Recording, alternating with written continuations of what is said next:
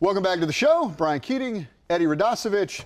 Let's get into the OSU Cowboys, who were at home on a Thursday night at Boone Pickens Stadium. Beautiful night, under the lights, roll the highlights. Came out, started Hauss Hejny at quarterback. The transfer from TCU, the young fella from Aledo, Texas. He's a terrific athlete, and he started like wildfire, man. Ran the ball, scored, threw the ball, scored, and then left the game with a broken foot.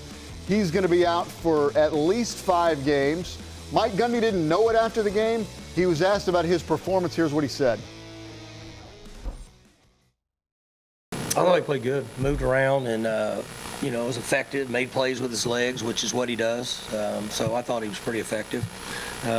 He missed a couple throws, but he hit a couple throws. He didn't get to play long enough to really get in a rhythm, but I thought he started out the game pretty well.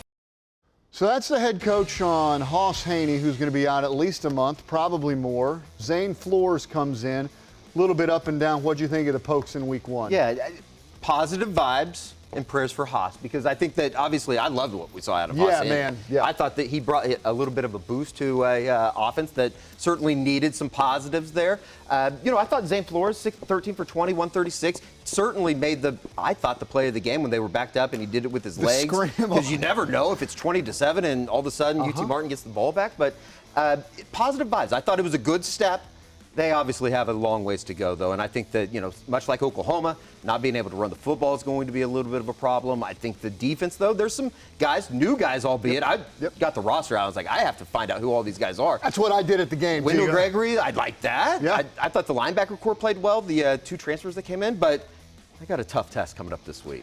We'll talk about it next week. I just think it was a gut punch for that team because you felt like early in the game, Hauss Hejny showed some life, and he reminded me some of Spencer Sanders, had a little J.W. Walsh and Zach Robinson, could move around. We just didn't see him enough, but they scored 2 touchdowns when he was out there. He gets hurt, and they scored 1 more the rest of the game. And so, OSU's going to have to, or 2 more the rest, 1 more the rest of the game. They're going to have to figure it out, and it's just a bummer. Zane Flores is put in a tough situation. At least now you know, and he knows for the next month, hey, it's your show, big fella. Go out there and play and see what you can do. Hell of an opportunity, and I thought the Terrell Davis kid, making that making the jump from UCO, good for Gavin Freeman, pretty cool. He has to be the first guy that's ever scored a touchdown for both OU and OSU. Has to be. I'll bet you're right. Has to be. Has to be. Great story, though. Always cheering for him being a local kid, and no question. We'll see. Roll the dice this weekend. You have nothing to lose. There's literally nothing to lose. Speaking of this weekend, put it up. They're going to Oregon. They're going to see the number 7 team in the country, and you talk about a tough test. 2:30 in Eugene at Autzen Stadium. That place is going to be electric. All you hear about is Autzen and how great it is and all this stuff. So at least you're not under the lights. Maybe it gives you a chance to go out there and compete. What are the chances? By the way, they're almost a 4-touchdown underdog. 1, can they get the number? And 2, do they have any chance to compete out there? I'm not an expert, but maybe buy a couple points, maybe get it up to 30.5 and then really play. But Autzen's, it's a tough ask. It's a tough ask for them to go up there, especially having to kind of break in Zane Flores as a starter. 35-game home winning streak at Autzen, and it seems like, Oregon, they didn't lose a whole lot. Dante Moore was really impressive in their opener against Montana State, so it's a tough task. Look, they're not going up there to win. They're a 4-touchdown underdog. You said they bring back a lot. They did. Basically, all they lost is Dylan Gabriel. They're awful good. Can you buy the points plus 30.5? How about that? Can you compete? Is what I'm saying.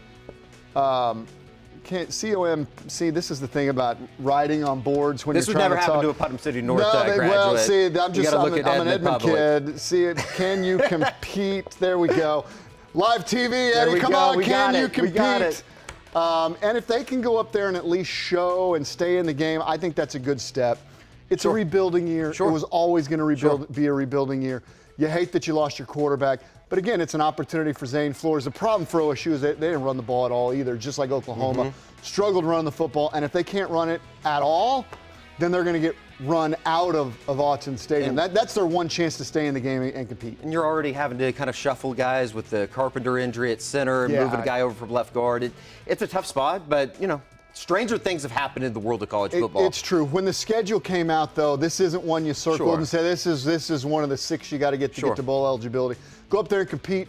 Don't get beat by 5 touchdowns. It sounds like we're really down on OSU. I mean, it's a tough situation, right? But at the same time, you're coming off of a season where you didn't win a conference game last year, which is still just mind-blowing to me. But at the same time, I think that they can take steps. I'm not doubting Mike Gundy. I feel like he has a little bit of leeway, but they do need to take some steps. You got to take steps. I'm big on Mike Gundy. You won't find a bigger Mike Gundy supporter for that program than I am. But, Saturday's not necessarily the day. It's not the day. You get through the Big this 12 one. seems open. Maybe you can steal a couple on the road. For sure. You got a lot of Big 12 games coming up. This is just a tough one. It's a tough ask. Oregon's a damn good program. Dan Lanning has that thing rolling. It's a tough ask, no doubt about that. Eddie, we appreciate you coming in. Absolutely. Anytime. This is the best time of the year. The start of college football season. Got the Ryder Cup at the end of the month. I'm excited. This is a great September. We don't talk a lot of Ryder Cup, but I'll be tuning in. Yeah, absolutely. We're going to beat their butts. You almost caught me. We're going to beat their butts. I think. And unless they don't, then we'll delete this and I never said anything. No. For Eddie Radosevich, I'm Brian Keating. We'll be right back. Thanks.